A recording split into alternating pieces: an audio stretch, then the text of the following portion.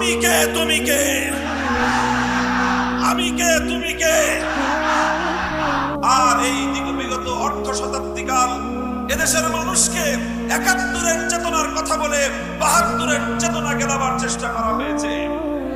আর যখনই এদেশের মানুষ ৭২-এর চেতনা গিলতে অস্বীকার করেছে, যখনই এদেশের মানুষ বাকশালীর চেতনাকে গিলতে অস্বীকার করেছে, যখনই এদেশের মানুষ ইসলামী চেতনায় উজ্জীবিত হওয়ার চেষ্টা করেছে, তখনই সেই ইসলাম প্রিয় জনতাকে, দেশপ্রেমিক জনতাকে রাজাকার এবং স্বাধীনতা বিরোধী আখ্যায়িত করবার পায়তারা চালানো হয়েছে।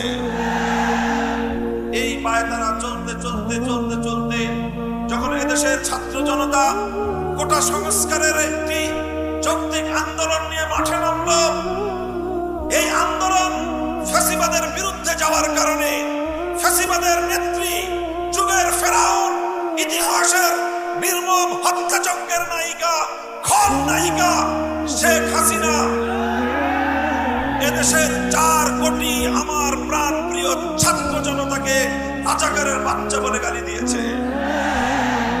সেদিনই ভাগ্য নির্ধারিত হয়ে গিয়েছিল শেখ হাসিনা। তারা এদেশের মানুষকে নিয়ে ছিনিমিনি খেলতে খেলতে যখন ৪ কোটি ছাত্রের বিরুদ্ধে সে অবস্থান গ্রহণ করলো, তারপরে আমরা কি দেখলাম?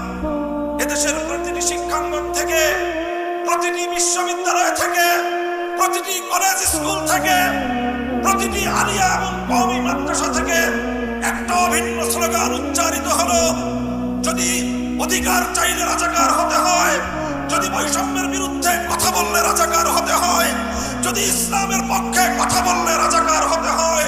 গোটা বাংলাদেশের ৪ কোটি ছাত্র জনতা এক সুরে স্লোগান তুলে উঠলো,